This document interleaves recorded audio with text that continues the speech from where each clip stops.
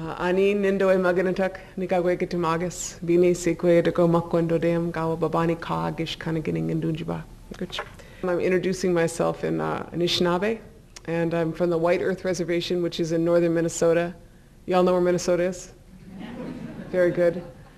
I'm from between, let's say, Bemidji and Fargo, but northwestern Minnesota. Good? All right. My parents live in Ashland, Oregon. Some of you might know my mother. I'll see there's some notes. Those are old, though. Betty La Duke. So I spent a lot of time in Oregon, and I spent a lot of time in this region. But I'm very honored to be here tonight, and I'm in the beginning of a big road trip, I have to tell you. So I have to apologize, I didn't bring a lot of books. I brought this, which I'm going to be talking about, which is a new publication we have called Sustainable Travel Communities, and I have a few copies of it, but you can download it for free as a PDF off of our website, Honor the Earth. I just wanted to say, but the reason I'm giving you this explanation is that I'm going on a long road trip, and I can't carry as much stuff as I thought I could. So that's what I was going to say. But I'm on my way to go see this woman named Deb Echohawk, and I'm going to tell you about her to start with. I met her, I met her a couple times, but I met her when I was in Oklahoma last time, and I'm going to Oklahoma to see her after this. And she's a keeper of the Pawnee seeds. And I met her, and I was talking about the issues I'm going to talk with you about tonight. And she said to me, she talked to me, and she said, we have our corn seeds, we have all our seeds, and we had them in our bundles. And we are sacred seeds, and we're growing them out. She said, we're growing out our seeds, our really old seeds, and they're really important to our community. She said, but what she said is that the Pawnee didn't used to live in Oklahoma. The Pawnee used to live in Nebraska. And they were forced by the military to move to Oklahoma. And so she said that they went to find these people in, I think how you call it is Kearney, Nebraska. I haven't been there yet. But she said that's where they were from originally. And she said they went back there, and when they returned there, that those farmers that were there, they're not Pawnees, but they cried when they saw those Pawnees returning, because they said that they had missed them, and they would like to see them come back. And I believe actually that some land was just returned to the Pawnee near Kearney. But she said that they came back and they brought their corn seeds back to Kearney, Nebraska. And those farmers grow those corn seeds for those people there, for the Pawnee. And then they have a big celebration. And she said that the seeds that are grown in Nebraska, the corn that is grown in Nebraska grows much better than the corn that they are growing in Oklahoma. And it's the same seed. And what she said is, she said that the seeds remember the earth from which they came, which I thought was a really interesting thing to think about. And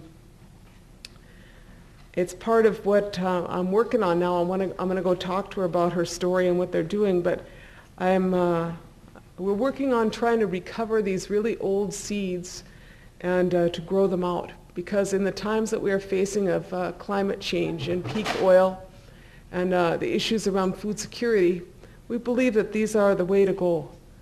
Some of these really old seeds, because they're more diverse and they're strong. And in my travels, I met this other guy. His name is Whit Davis, and he's about 85. He lives in Connecticut. He's kind of old Yankee. And I had kind of read about him, and I finally tracked him down through some, nephew or something, and I, get out there to his place. It's this old farmstead, and I talked to this guy, and he is telling me about this corn he's growing. And it's, he tells me this story, his great-great-great, his ancestor, we'll just go with that, very long time ago, was a guy named John Stanton. And he had come over on a boat from England, and he went to Virginia, and he began living there a long time ago in the 1600s. And he lived there, and then he continued to move up the coast, and he became familiar with a lot of the Narragansett and the other people, the Algonquin speakers in that region. So he moved to Connecticut, and when he moved to Connecticut, they had what was known as the Pequot Wars. And in that area, it was very, ruthless. The Puritans were ruthless. with those people. And Uncas, who was one of the chiefs of the Pequots, became friends with this man's ancestor. And in becoming friends, he was a translator for Uncas, and in fact, upon his passing, had written his will for him, and had written a lot of his papers in English, but they became to be good friends. And he said that Uncas gave his family some corn. And for 300 years, that family has grown that corn. And so I wanted to tell you those stories because I believe in people, because I believe in the goodness of people.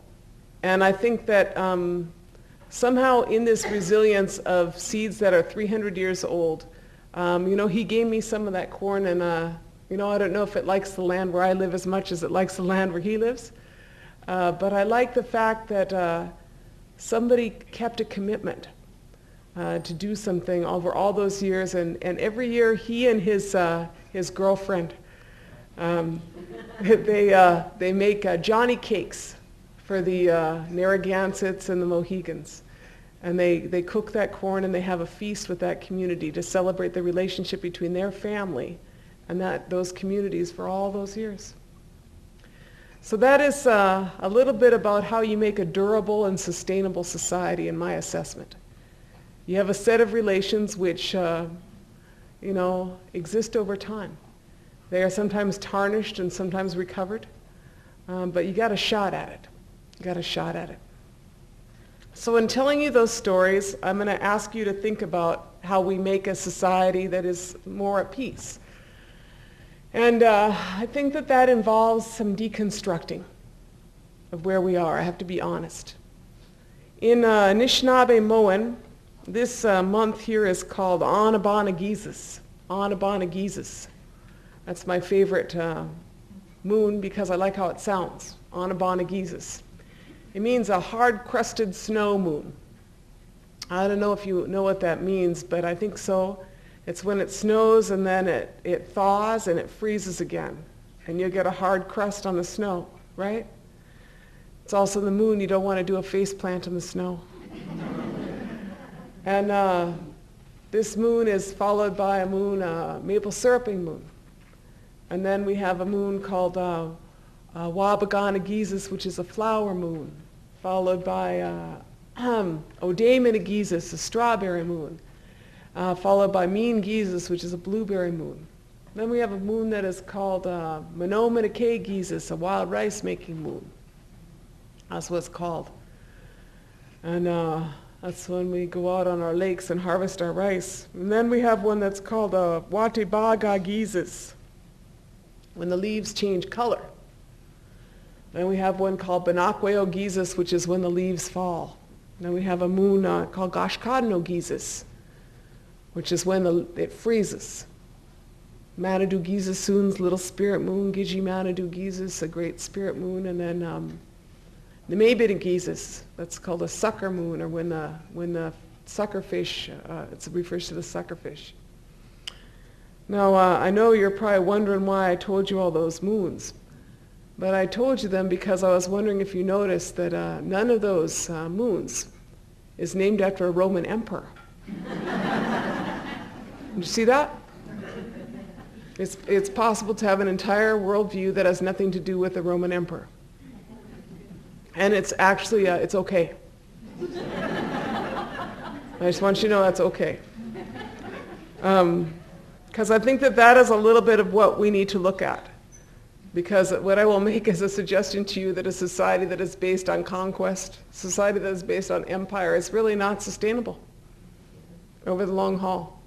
You don't got a good shot at having good relations with anybody, And so you got to do a little bit of rethinking.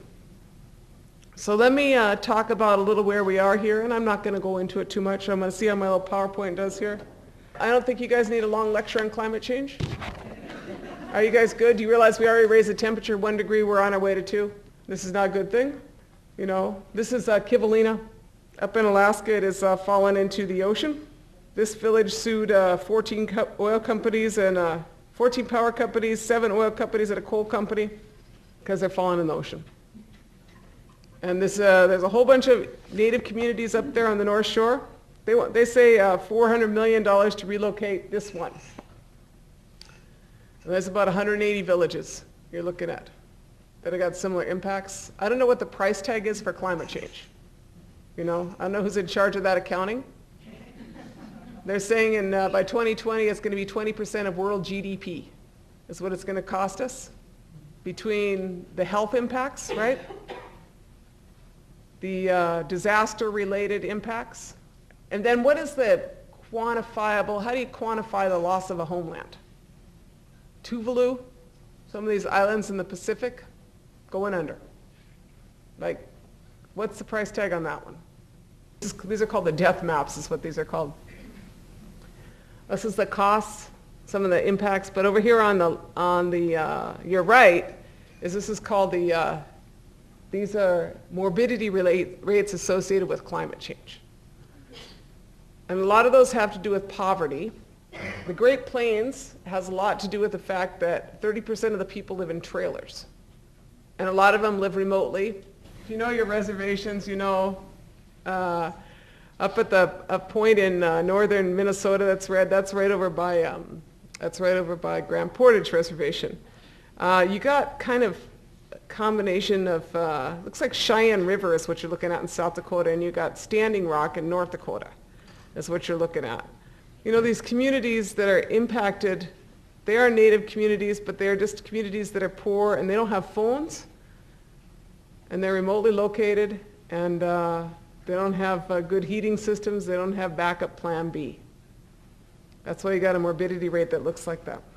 You got the second issue that intersects with this that I don't want to bum you all out about. I bummed out my son just hit 19, but I had to break it to him before he could drive that I'd consumed half the world's known oil resources.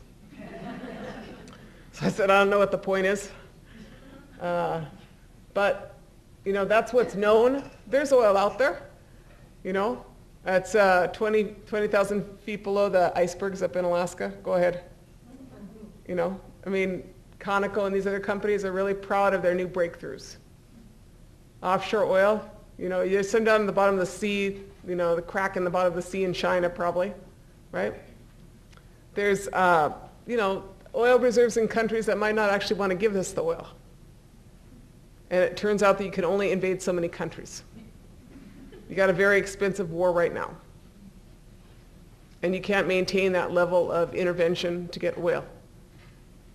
And then, of course, there is the oil in the tar sands in Alberta, which is the next great plan, which is a really bad one. And in that in itself, it takes, you know, you're mining an area basically the size of, that's what it looks like, you're mining an area basically the size of Florida by the time they're done. And squeezing sand into oil, in the process devastating an entire ecosystem, using way too much water and putting a whole bunch of arsenic, mercury, and other chemicals into the environment. That would never pass an environmental impact statement anywhere. But Alberta doesn't have environmental laws really that protect anything. And all those pipelines are coming here. Alberta is not producing oil for Alberta. It's producing for the largest fossil fuels and energy economy in the world, being ours, right? So there is oil. The price tag's pretty high. Oh, this is the other answer that's proposing for climate change, which is the reboot. I think, what is it, a $56 billion in loan guarantees that we're looking at right now? The new proposal for the nuclear industry reboot. Have you guys been watching this? You know, it was a bad idea for 30 years. A lot of you, I don't know, some of you were probably involved. Remember the WHOOPS? That was a great acronym, wasn't it? Washington Public Power Supply, right? WHOOPS. I always like those acronyms. For the nuclear power plants out here. A lot of us were involved in the last round of fighting the nuclear power plants because it was a really bad way to boil water. You know? A lot of radiation, contamination. If nuclear power is the answer to climate change, I want to know what the question was. You know, was the question, do you want to have more radiation impact? You want to make sure there's plenty of DU available for the US military. You know, do you want to make sure that you got to really maintain the same concentration of power in your utility industry? Do you want to have a really huge set of cost overruns that are going to be paid for by taxpayers? Do you want to create an industry that you don't have a solution on what to do with the waste? You know, that's why for 30 years we haven't been putting in new nuclear power plants. And because people like myself and probably a lot of you put our bodies on the line, you know, and fought.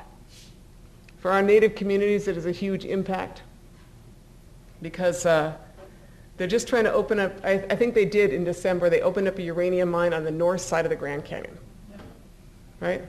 Called the Red Butte mine. And I'm thinking one place, you know, at one point I read this Onion, you know the Onion?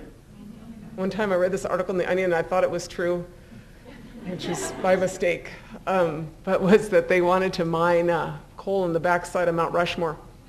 It sounded plausible at the time, but mining uranium at the Grand Canyon is somewhat similar to that. I'm opposed to uranium mining, but it seems like that is rather a national icon, aside from being the mother canyon. The third issue that I wanted to address just briefly is that of food security. Food security is very heavily tied to the issues of climate change and the issues of peak oil. This is just a little chart, how far your food travels. Average meal travels 1,546 miles from producer to table. Now here in the Northwest, you have a shorter distance. But those kiwis that are coming in from New Zealand, you know, and all that fruit coming in from Chile is coming pretty far. In any case, that's the reality of the situation we have.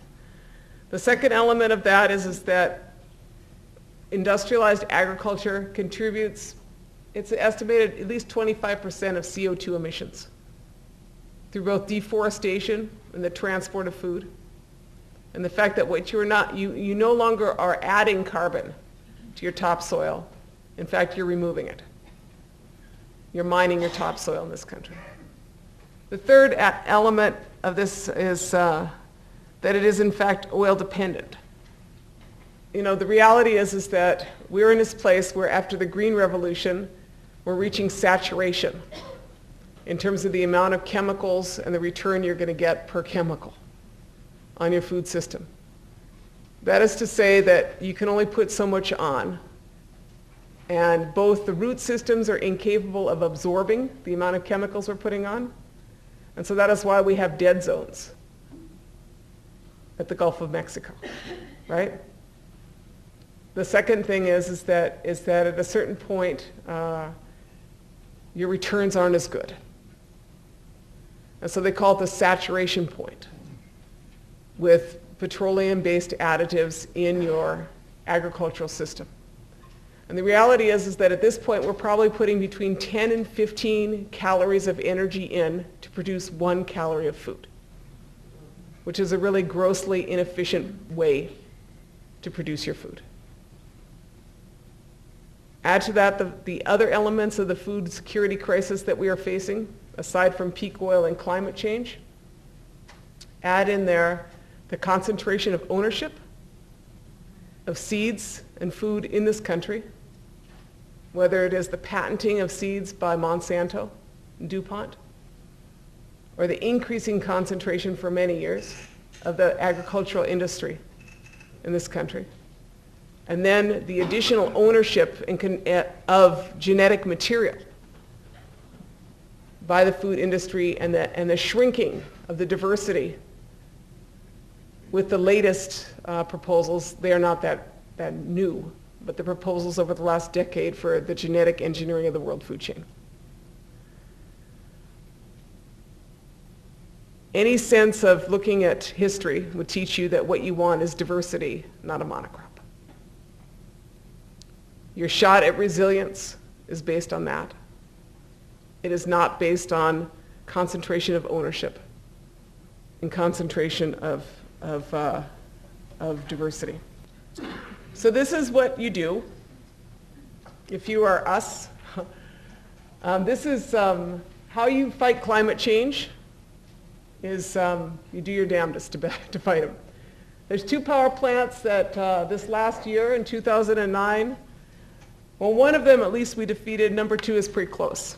We aren't going to claim credit for it yet. But the first one is, if you want to deal with climate change, you got to deal with coal. You can't just pretend, and you can't talk about it. You got to fight coal plants, because every time you put up more wind turbines in this country, it's fantastic. But you put up some wind turbines and they put up one more coal plant, you still got a problem, right? There's no way around it. Coal is dirty. Coal's got to be over.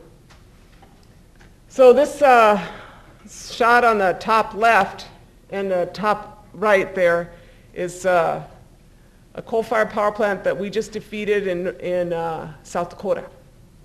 It's called Big Stone 2. And it's about a 10-year battle, at least a 10-year battle. And I'm just saying that to you, some of you are young, well, some of you are my age and some of you are not, but it takes a while to beat these things. A lot of people want something to be fixed overnight. It does not get fixed overnight.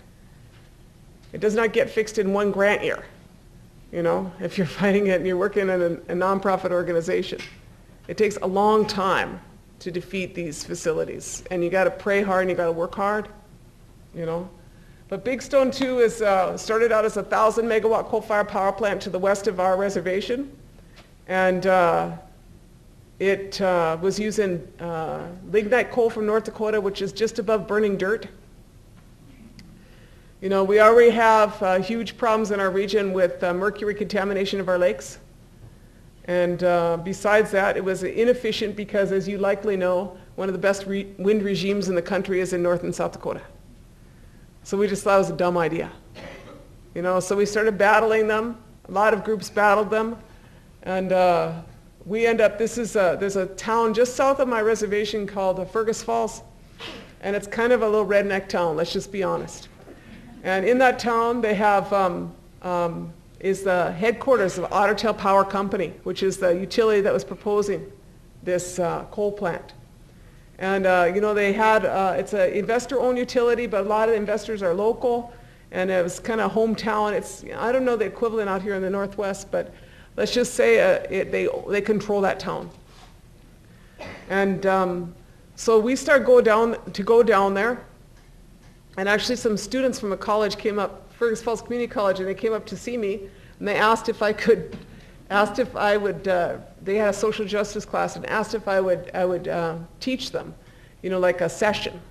I said, how about this? How about you help me organize a forum in Fergus Falls on this Big Stone 2 power plant? Which I thought would be a good lesson. So I taught them how to write a press release, I taught them how to do a little bit of corporate research. I taught them how to do some outreach, go to the churches. Taught him how to put on an event, and that professor almost got fired for that. I was thinking, well, what is freedom of speech, We were trying to organize a debate between the power company and the Native people, because they had never informed the Native people, the Sisseton, Wahpeton, Dakota Nation, whose water they were using and who was directly downwind. They had never once talked to them.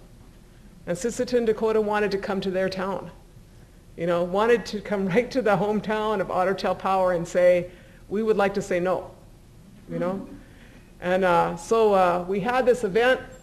It was a very controversial event. But you see, I'm actually a pretty nice person. I didn't, it was, but the power company, we did have the event in the end, but it wasn't as we had projected because the power company would not show. And in fact, the only way they would have showed is if they had the moderator instead of the school. And I said, that's not fair. I said, the school gets to be, you understand what I'm saying? Is that you don't get to be the team that gets to control the terrain. The school gets to be the, a debate. Gets to be like that, So then they didn't come. But so then later on, we had a couple other events there, and then they had their utility had a meeting there. And in the meantime, what happened is that the power company lost its contracts. Because Minnesota, like the Northwest, has renewable energy portfolios, and you can't fill your renewable energy portfolio with coal. And so the original contract was for, the original investors were financing a 1,000 megawatt power plant. It ended up being 500 megawatts. So they were losing their investors, right? And they're cutting it back. It's getting smaller and smaller, and they're out there ready to go to the mat. And so we go down there to the stockholders meeting in Fergus Falls. And I just have to tell you, so we say we're going to go to the stockholders meeting, and Ottawa Power issues this press release, and there's, in the Fergus Falls paper, there's that dissidents and protesters are going to come to the stockholders meeting. You know, and so they have all these cops, you know, and all these security show up, and it's the Holiday Inn in Fergus Falls, right? You know, and we go down there, and I just want to point out to you, this is who the protesters were, right? So there's this lady from the Sierra Club, Seisha. I think she actually moved out here, and she's fighting coal plants out here. She works for Sierra Club. And then right next to her is Peggy, I think her last name's Peterson from Sisseton, Wapaton. That little short guy in the middle, that's my son. He's on his field trip from school. He spends a lot of time going on road trips with his mom from school. And he has little, his name's, what? He's pretty scary. Yeah, he's scary, yeah. He's scary. His name is Gway Conamut. It means when the wind shifts. That's Gway. And so he's got this sign that says First Nations people don't want to be poisoned or something like that, right? And then next to them is me. See, there's me. And then next to him is this guy dressed as a giant otter, you know?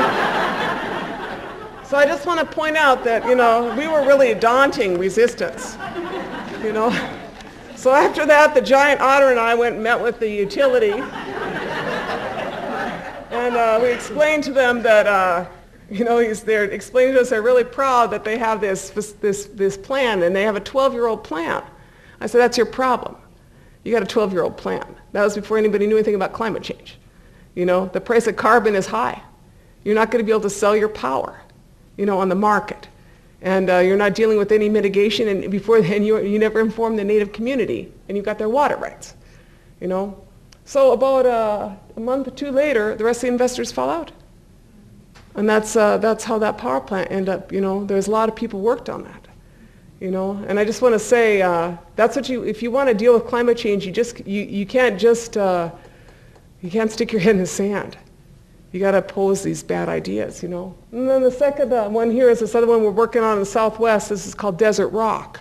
They just got an adverse ruling by the EPA because, I mean, it's a 1,200, I believe, a 1,200 megawatt coal-fired power plant on the Navajo Reservation. It's clean coal is what they say, but there's no such thing as clean coal. That's an oxymoron, because you have to mine it, and that's not clean. You know, and in this case, you have to pump the water a mile below the surface. So I was wondering about the energy equation of pumping water from that deep up to a coal plant. In the meantime, all the Navajo households around there have to haul their water in 55-gallon drums. So to me, the irony that a coal plant gets water pumping facilities paid for, right?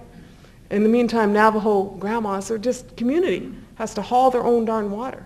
That just seems incredibly unjust. So that's what we're trying to do is, you know, we fight these things and these guys. And then this is our alternative.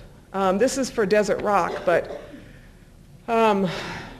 in this suggestion, we're proposing in the Southwest, there was a recent closure of a coal-fired power plant called the Mojave Generating Station in 2005. This one is also being proposed, and then finally, our third, we have a similar proposal for our Big Stone area, which is to say that the jobs that are displaced and the income and the electricity that is displaced can best be served by moving into a renewable economy. And so this is called the Just Transition Strategy, and this was forwarded by Dene Citizens for Protecting the Environment. Then this is the issue that you have to deal with, is that not only do you have to fight the bad proposals, but in addition to that, you have to fight the fact that this is the single most inefficient energy economy in the world. I hope that you're all aware of this, right? They say that the amount of power that we waste is the equivalent to the amount of power used by the country of Japan. And that's just out of our facilities in themselves, our coal and our present power facilities, because many of them are just incredibly inefficient. But between point of origin and point of consumption in general, if you look at this chart, you're losing about 2/3 at least, half to 2/3 of the power. And that is because the economy of scale, which is to say big is not always best. Local can be more efficient. And so I say that to you because in rethinking where we are going, those are going to be essential parts of the strategy. So let me just talk a little bit about where it is that we think it is worth considering going. First of all, I kind of gave you a technical lecture on energy and food a little bit.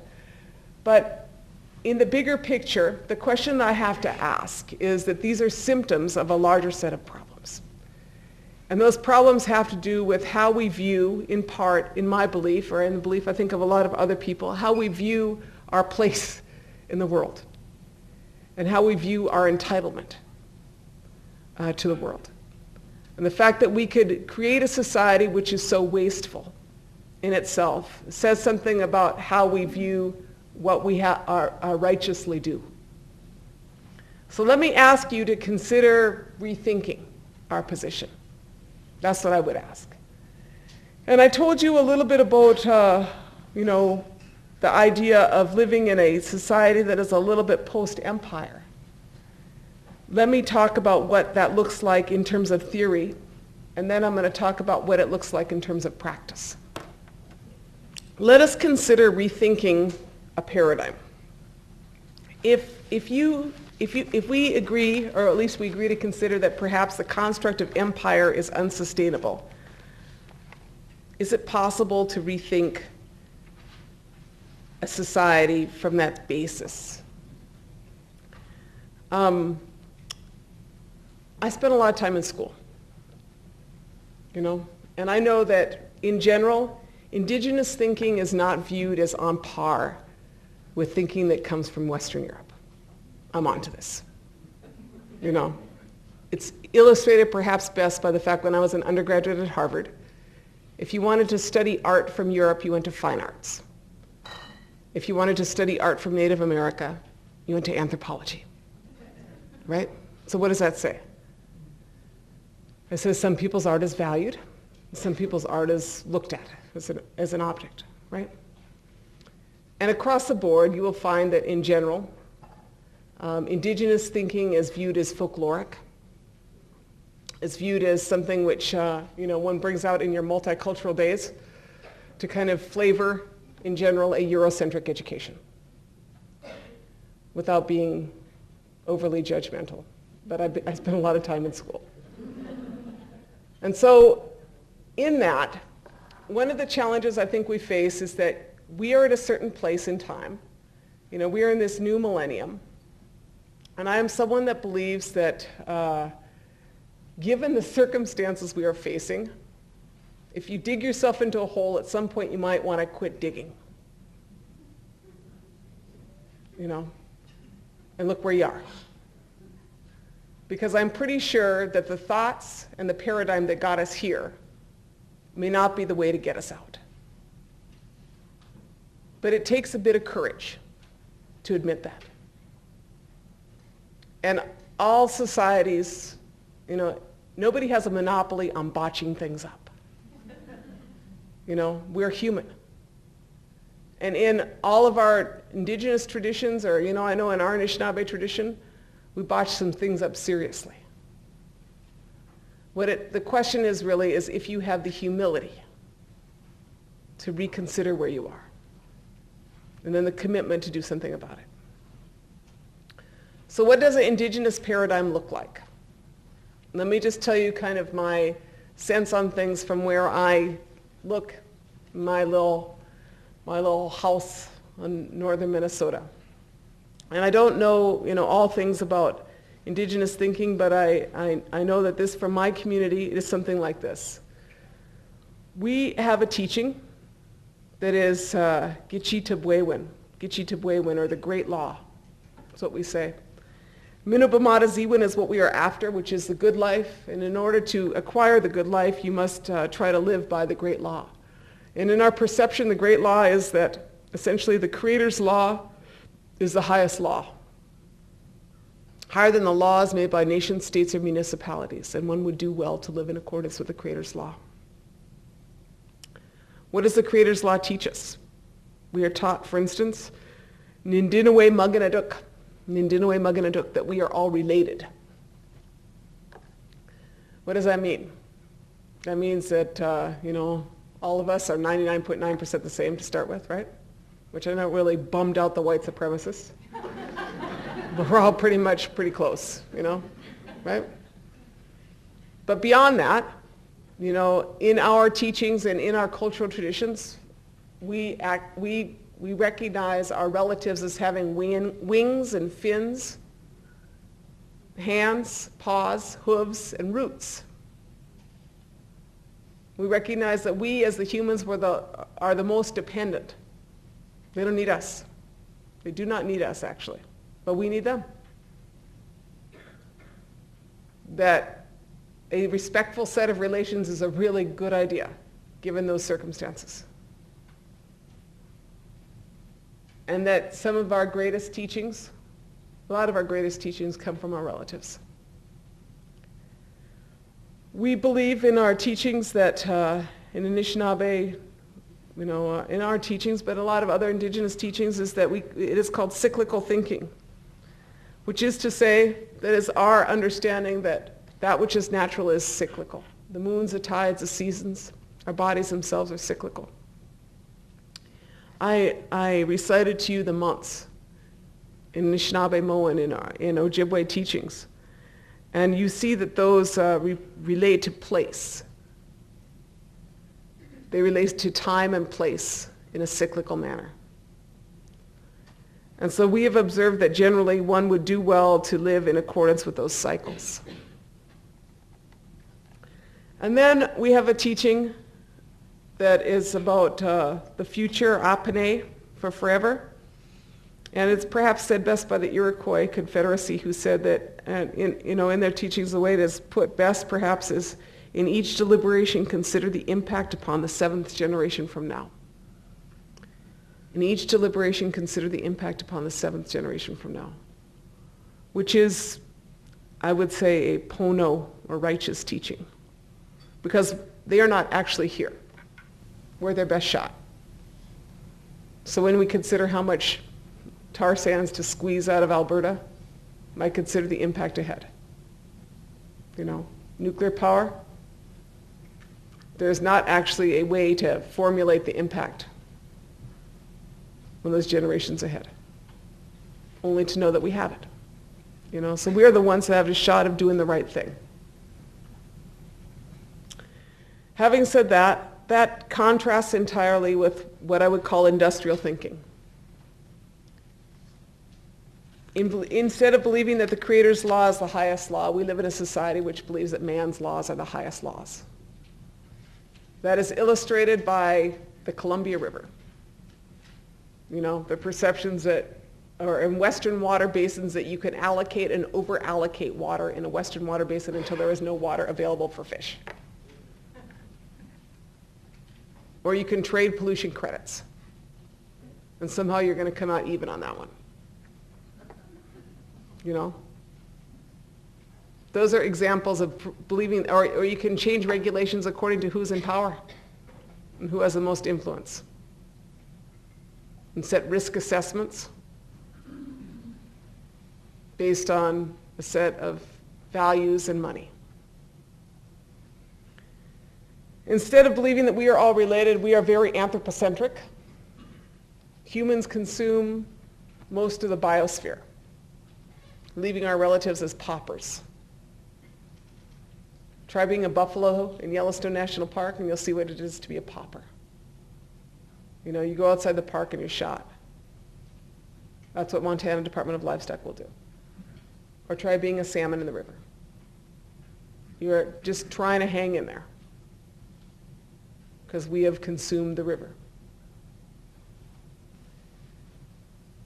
We do not consider, we consider that we are somehow better and that we are not impacted. Instead of having a cyclical worldview, we live in a very linear worldview society. A couple of really good examples of that are economic. They are a couple of the largest growth industries in this country. One would be waste management. That's a snapshot of a linear economy. How many of you have seen this movie by Annie Leonard called The Story of Stuff? Have any of you seen this movie? Right. So that exemplifies, right? And I don't remember her figure, but I think it's something like within about 3 months, some 90% or so of what we buy, we're tossing. I mean, we are a society which is based on consumption. 70% of the economy is based on consumption, which is not, over the long haul, probably the best plan for an economy. Because the other side of consumption in this society is disposal. So we got about 50 trillion pounds of waste a year, not including wastewater, which I cannot conceptually understand. Right? And so then you spend your time trying to send your waste someplace. If you're a small town, you know, in my introduction, as you know, I was inducted into the Women's Hall of Fame. And at my induction on the way in, you know that my induction was sponsored by Waste Management. It was really, really ironic. And as you're driving down to the site, they have these huge hills. And they are not landfills, they're land hills, right? That's what they look like, right? That is, you know, a huge growth industry in this country. And then we have the social production of waste. And that is the prison industrial complex. Because we live in a country which has more people per capita in prison than any other country in the world. And that is a growth industry. And so of the 9 million prisoners in the world, 2.1 million are in the United States. 2.1 million of the 9 million prisoners in the world are in the United States. And that, in my humble estimation, would not be something one would aspire to. The social production of waste. And over the long haul, that is not sustainable either. To imprison more and more people. And to have that be an industry. And then the question of if we think generations ahead, we do not. You know, by and large, I mean, Exxon this last year did not make their profits of the year before. But we live in a society which is sometimes based on fiscal years, quite often based on quarters, in terms of its thinking. Quarterly profits. And those have huge implications for long-term sustainability. So the suggestion that I give to you is that perhaps it is worth rethinking that paradigm, because I believe that those elements are unsustainable and do not represent a durable society. So let me talk a little bit about what our plan is in our community. I just co-hosted a conference on climate change in Minnesota, and it was a powerful time that we had. But in that, we talked about where we were going and who were the people that were going to be doing that. You know, what we realized is that the same thing we realize in our community is we look around and, you know, you could wait for someone to save you, but you might be waiting a while. And so in my own community, we looked around and we realized on my own reservation that we might not be the smartest, we might not be the richest, but, you know, we're the ones who live there. And so rather than kvetch, I always like that Yiddish word kvetch. You ever hear that one? They complain and complain and complain. You know, why don't we just work on it? So this here is, I bought this piece of art. I don't know if any of you know this story, but my house burned down about 1.5 years ago. So I bought this piece of art, and I actually built a wall for this. I was like, I have this. But anyway, this is from a guy from my community. His name is Nagani Benes. He's an old chief. And this piece of art is by this guy named Jonathan Thunder. And I had him redo it a little bit, and I put those wind turbines in there. He just had a cool window before, but I said, I like to have in the poster, in the original it does not. But this is how we are connected between here and there. So this is what we are working on in our community. In terms of energy and peak oil, you know, I have the privilege of directing an organization for 20 years, White Earth Land Recovery Project, and I say that again to you because things take time. You know, that's pretty much my life's work. People ask me how things are going, what's new. I'm like, you know, pretty much working on it. It takes a while, you know. Since I got out of college, I worked in my community, and probably since before some of you were born. But that's what we're trying to do. So my organization, as a grassroots organization, is not the government, it's not the tribal government. But I believe in citizen activism. I believe you have a right and a responsibility to take care of your future. That's what I believe. You know, and as I said, if you wait for someone else, it's not going to happen. So we bought land back on my reservation, about 1,400 acres, including some places where we grow food, and then we bought a school a couple years ago because they closed down schools in rural areas. And so in this case, the school was in 2003, they won the No Child Left Behind Award. 2004, they put $1.5 million in renovations into the school. 2005, they closed the school. In 2006, they sold the school to us for $250,000. There you go. That's how that works. So I got a USDA certified food processing facility in there. I got offices for a number of the nonprofits on our reservation. Boys and Girls Club at a daycare. That's Ojibwe centric. And we do. So this is some of our work on renewable energy, what we're trying to do here. In order to, you fight the bad guys and then you make the alternative. So we did a study on our reservation and we documented what was going on with our energy system. We found that my tribe spends about a quarter of its money on energy. And we don't own any dinosaurs. The U.S. spends about 1/5. An industrialized country spends 1/5 of its income on energy. And the problem with energy, the problem with that formula is that by and large, whether it is oil or in this case our reservation, we don't own any dinosaurs. It's all imported. So it's structurally like a hole in your economy that represents a quarter of your economy, if you understand what I'm saying. You got about 50% unemployment on the reservation and you're spending a quarter of your money on energy, buying it from outsiders. And facing the issues of peak oil, it does not look like those prices are going to be going down anytime soon, right? So we decide that we will look at how to relocalize our energy system. So we go talk to my tribe about this, and you should have seen the look on their face. It was funny. Because the first thing I said, you will appreciate this here, as I said, it's too bad that we just pulled all those wood stoves out of those houses, isn't it?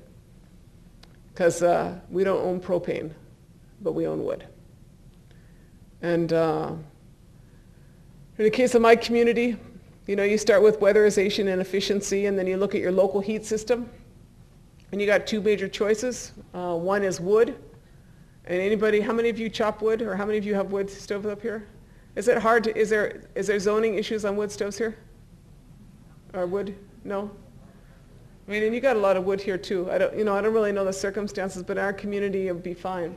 And the thing about wood, which I think you know, is it's a direct heat. It's pretty good for the BTUs. But the other thing is that if you have a wood pile, you don't need a shrink. Does anybody know this? This is true, right? Because if you have a bad day, you go see the wood pile, you know. It saves you a lot of trouble. It's a lot less expensive than a lot of other options. And I haven't had a lot of success on it recently. My boys have abandoned me in my attempt to, what would you call it, my attempt to the chop off between the mother and the sons, you know. See how you're doing it. But anyway, I tell you that because it's a local source of heat, and you buy it from local people, and so it creates circulation in your local in your fuel economy, which you're not going to get through buying from a multinational which is selling you propane or natural gas, right? That's what I'm pointing it out to you as well. And then the second thing we do is we put these solar heating panels up, and this one here. This is a panel. We're actually putting that up on Yankton Reservation in South Dakota, but you can see the panel behind those people. The solar panel is, you put it on the south-facing wall of a house, and in our area, we're pretty cold in the wintertime. I think you know that, but we still have sun.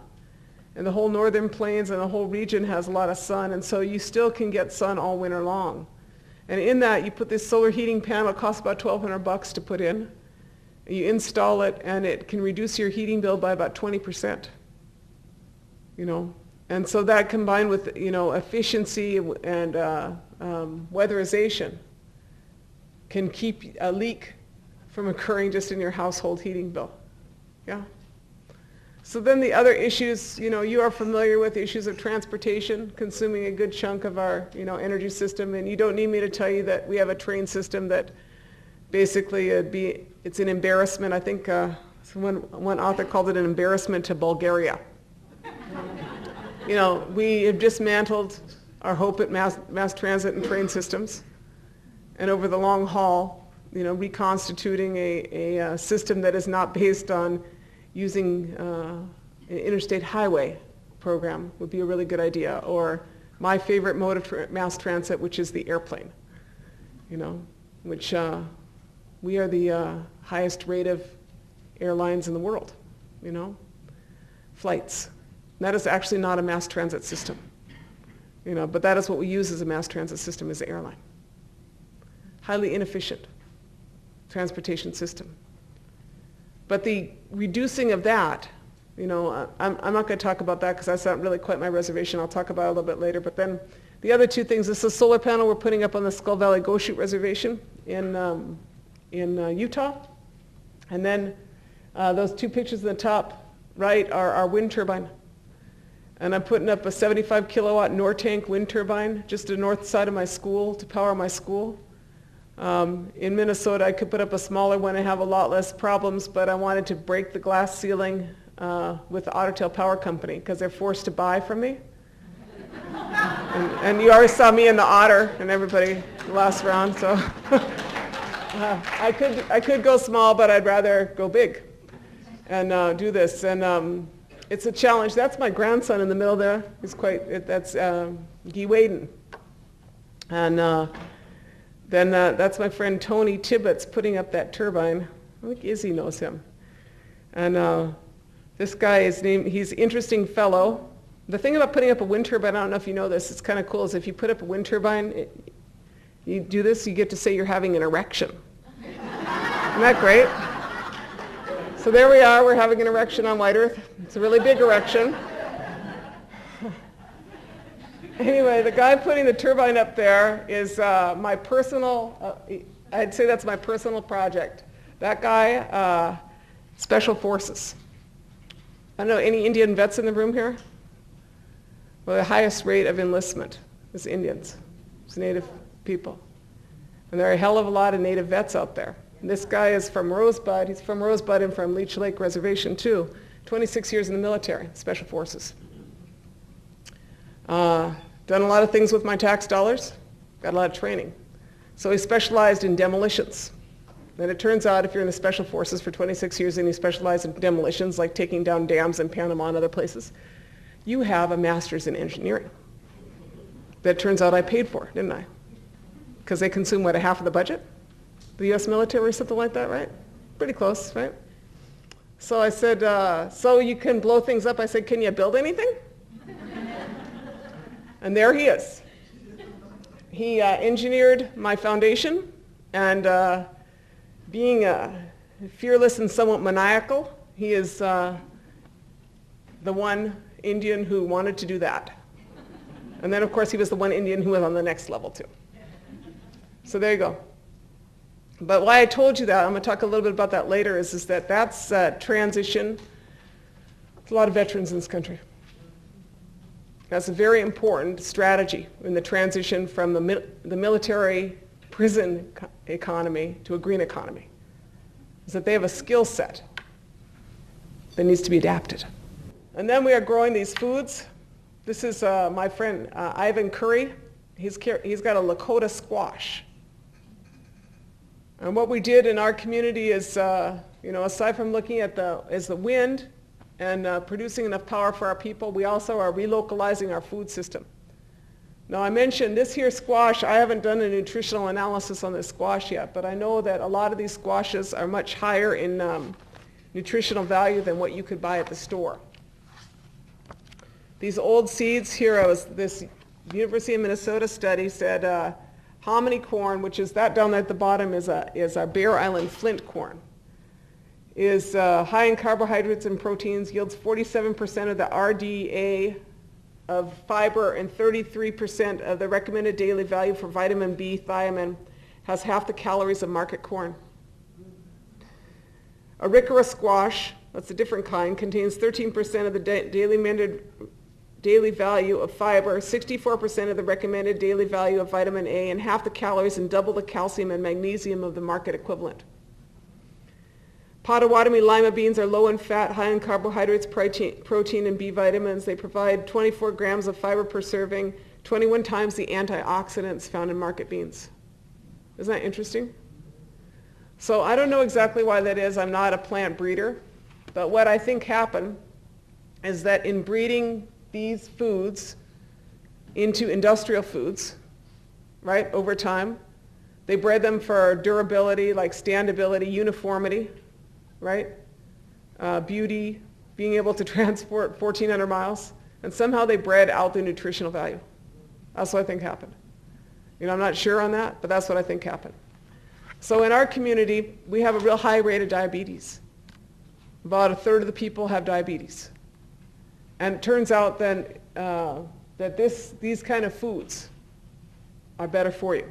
The traditional foods are better for you than anything that is industrialized.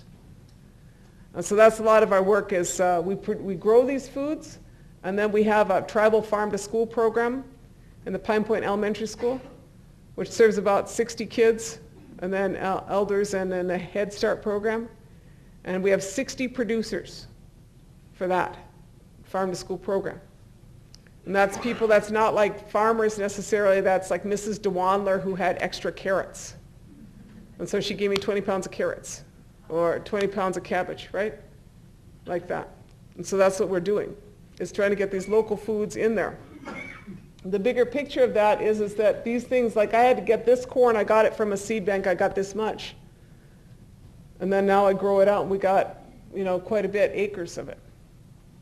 And similarly, with some other varieties, we have this project we're working on regionally, and that's why I'm going to see that woman, Deb Echohawk, because I'm interested in what she's growing and how she's growing it, right? But these seeds are also, these plants, we believe that they are climate change resistant. And why is that? Because that Bear Island flint corn, when I grew it out first time, it's about this tall, and it has big ears. It's kind of like a dwarf or something, you know? But why is it only this tall?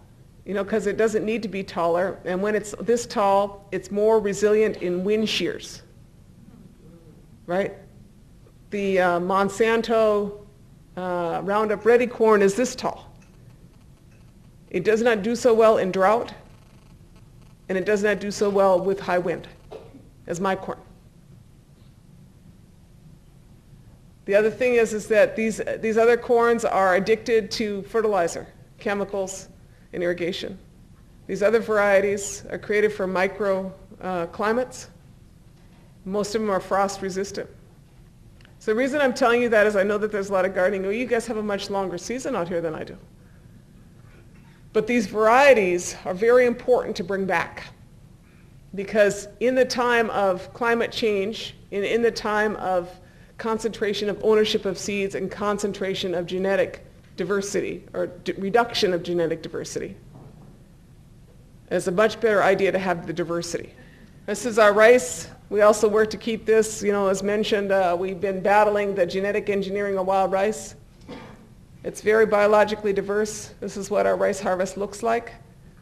You know, you can see us out on the lake, and then we bring it in, and it fills up your canoe, and we bring it in, we bag it, and then we parch it over a fire. And I'm showing you this because I'm really proud of it. There's some literature outside on our rice if you're interested in our website. There's a couple here, but there's a bunch on the way out if you like it. We're called Native Harvest. But we buy and we market a lot of rice from our reservation, or we try to. But I just want to point out to you these two men. One of them is older, it's an uncle, and the other one is younger. But the average age of a ricer on my reservation is about 24 or 25. And the reason I'm telling you that is those guys are considered to be the most high risk, population in the demographic statistics. But these young men are proud of who they are, and they're proud of ricing, you know, and they're good ricers. And so I'm proud of that in our community. And that's also really good food for our people. This is our sugar bush, and we haul sap by hand, and it's our team that's hauling sap, and then it's our hand harvesting. And then our boiler there, and that little guy in the corner is Guy Wade, and the guy that was, you've seen him later on as a protester. This is when he was little. He was stealing sap out of the tree. Have any of you ever seen this kind of art before? It's called ledger art. How many of you have seen this? Okay, I'll just do a little explanation briefly on it. Is traditionally in the region west of my community, there's a form of art that is like this. It was traditionally on buffalo hides. And you see it maybe at a museum, you know, and they would record historic events. It's called a winter count. And so, for instance, there was a time on the Missouri River when they reported that the snow was higher than the teepees. That's interesting, huh?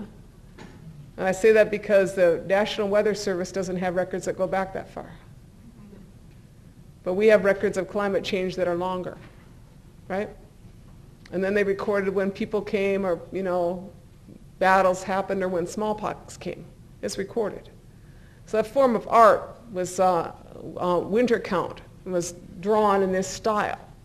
And I commissioned this piece from a man named Michael Horse, because what happened is that then this art became to be known as ledger art, because as Native people from that region were incarcerated at Fort Sill, Fort Robinson, Fort Randall, they did not have buffalo hides, and instead they would draw on ledger pieces. And so there's a lot of art that shows their incarceration, or it shows what they remembered, right? It's a very significant art form. And I'm showing this to you as well because this is not in your fine arts department. But this is an art form that's very significant for North America. And so it was used to record historic events.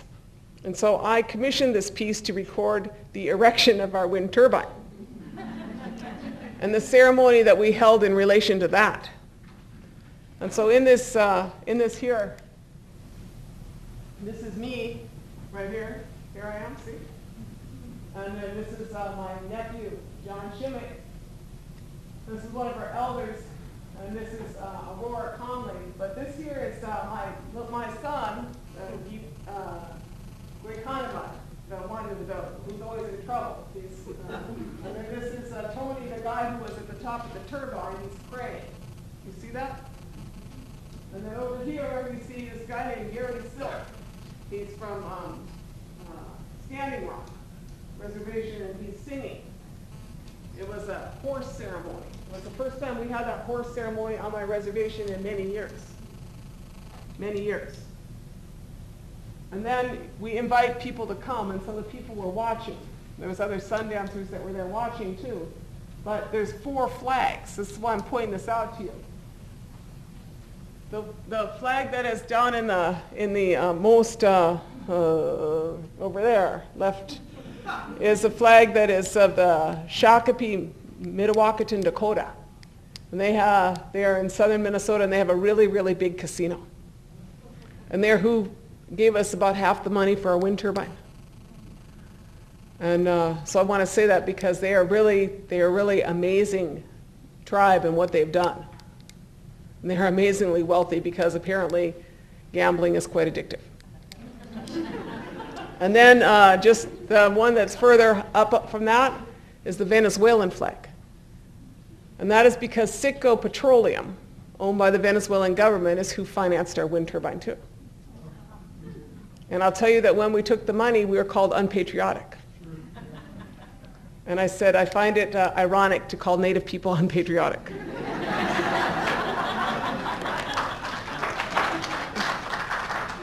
And Exxon didn't give us any money for our turbine, I just want to mention, you know. And then the third flag is our tribal flag for our White Earth Reservation, and then the fourth one going down is the Aboriginal flag from Australia.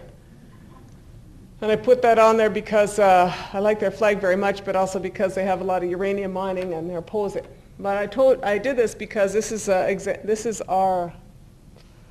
our history being made today.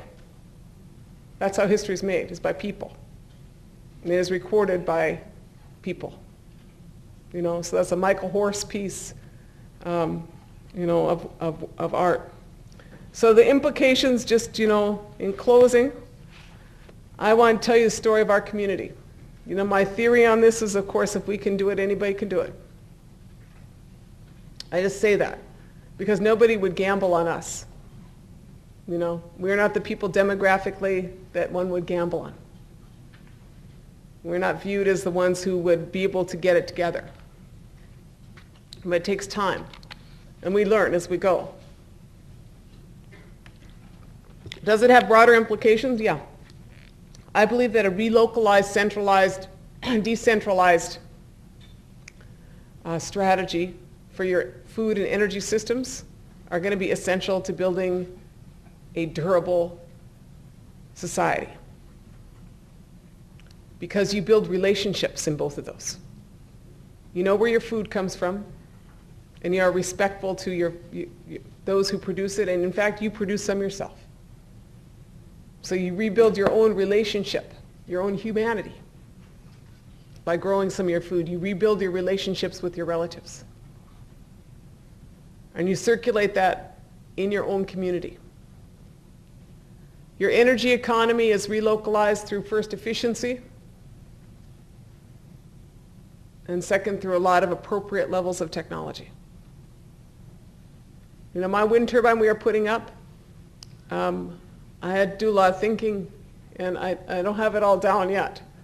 But I tell you what, that turbine can be built with our own indigenous knowledge, you know, plus that repatriated guy from the military, right?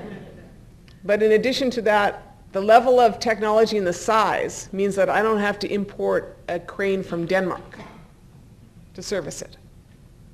I can get a crane in a nearby town. It is not so huge, right? And I say that because that's an important consideration in our areas, is how you're going to maintain your economy, right? Not just how you're going to put it up and who's going to control it. And the reality is that a decentralized energy economy is a more democratized power system. Because one of the problems that we have today is that we are the largest and most inefficient energy economy in the world. And we're very addicted. And the problem with this level of addiction, because we all got it, you know, we feel entitled to power. We feel entitled to gas. And the problem with this level of addiction is that you're basically a junkie. And the problem with junkies is that they do a lot of bad stuff and hang out with dealers. I'm not saying that that's a snapshot critique of the American political system, but let's just say that's one of our problems. You know, we make bad decisions and invade countries. So getting away, you know, first you have to start your 12-step program and say, I am a junkie. You know, I am an addict. And then you got to look at how you cut your addiction. You know, and you got to look at how you make yourself more responsible. The larger implications of that are huge. Transforming the largest and most inefficient energy and food economy in the world, because both of them are incredibly inefficient, to something that is durable and sustainable is a transformation that involves structural adjustment. It involves opportunities for employment, and it involves the opportunity to rebuild relationships in local communities in a way which is durable. Just to meet just to not bake immediately, you got to have 18,500 megawatts a year of new renewables come online. 185,000 in 10 years. That requires a lot of wind. That requires a lot of efficiency. And that rebooting means you could put a lot of people to work in a different way. And in the end, you might end up with something that is a little bit different.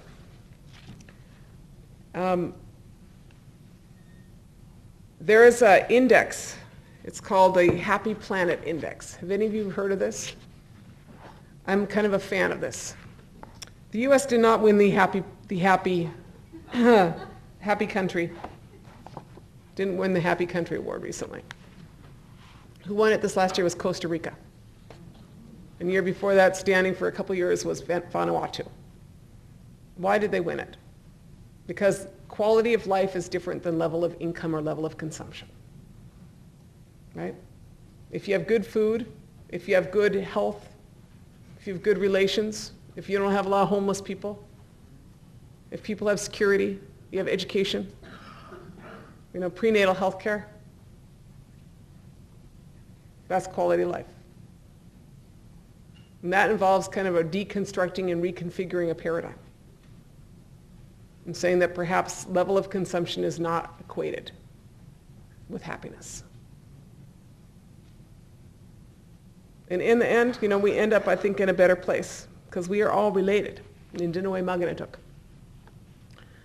Now I'm going to go off here in about a week. I'm going to go see Deb Echohawk because I'm really interested in how, after 100 years, you rebuild relations. And I figure if the Pawnees and the settlers of Kearney, Nebraska can do it, I think we all could. That's what I think. Miigwech miu. Thank you for your time.